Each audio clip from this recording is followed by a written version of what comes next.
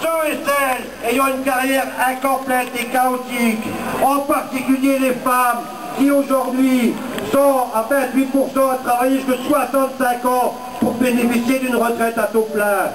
Tout ça,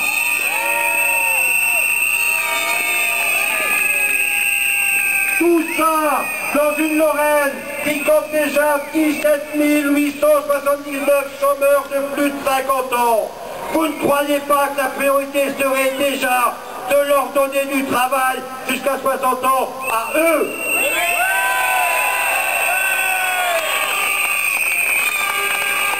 Les mesures de cette réforme visent essentiellement à faire des économies. 85% des efforts sont demandés aux salariés.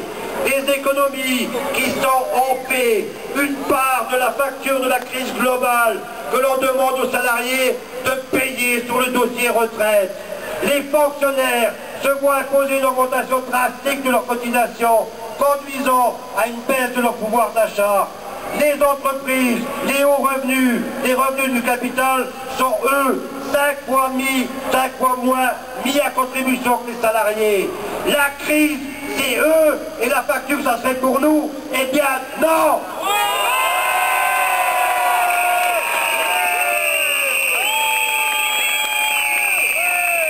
Il faut que les salariés soient conscients de ce qui se joue au fond sur ce dossier qui concerne les retraites, mais qui va bien au-delà. La réforme proposée ne répond ni aux questions d'emploi, en particulier d'emploi des jeunes et des seniors, ni à la résorption des inégalités hommes-femmes, ni à la reconnaissance de la pénibilité.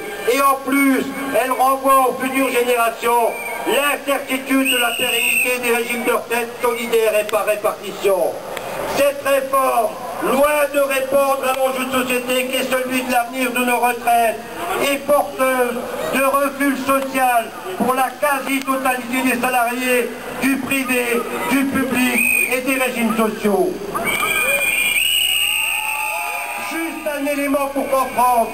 En 2008, les systèmes de retraite étaient déficitaires de 5,8 milliards d'euros. C'est beaucoup d'argent. Mais ce qu'on oublie de nous dire, c'est que sur la même période, l'année 2008, c'est 80 milliards d'euros qui ont été distribués par les sociétés françaises aux actionnaires.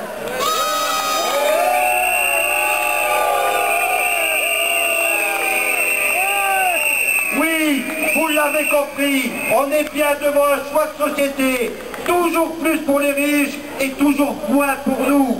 Eh bien non, M. Sarkozy, non, Mme Parisot, nous, on n'est pas d'accord et nous sommes ici, ensemble, pour vous le dire.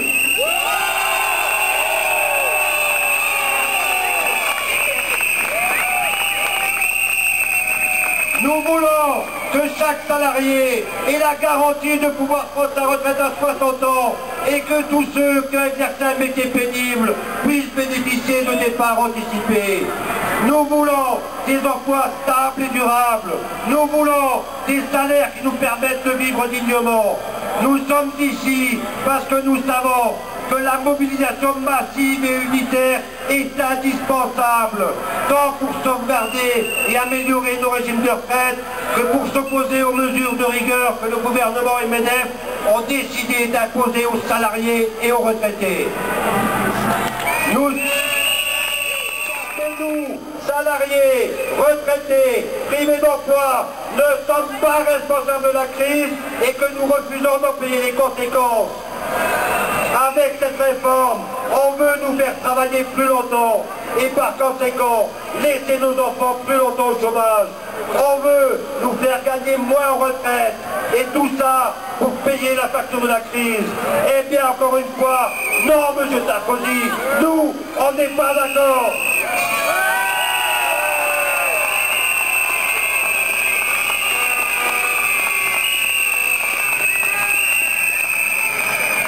C'est dans une unité syndicale solide que les organisations qui présentent sont déterminées à se battre contre cette réforme.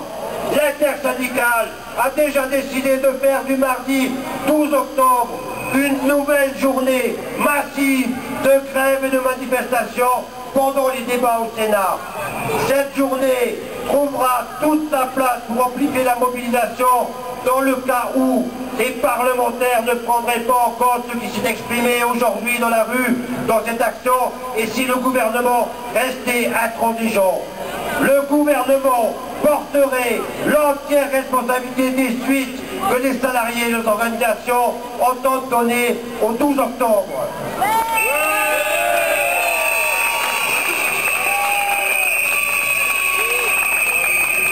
Dans notre République, montre-leur que le peuple c'est nous et que c'est à nous de décider.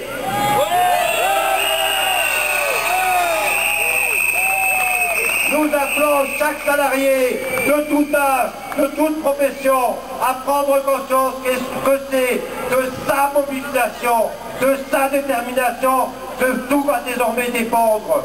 Sur les questions d'emploi, de salaire, de retraite, c'est à nous de décider. Ensemble, nous sommes bien plus forts qu'eux. Tous ensemble, tous ensemble. Tous ensemble, tous ensemble. Tous ensemble, tous ensemble.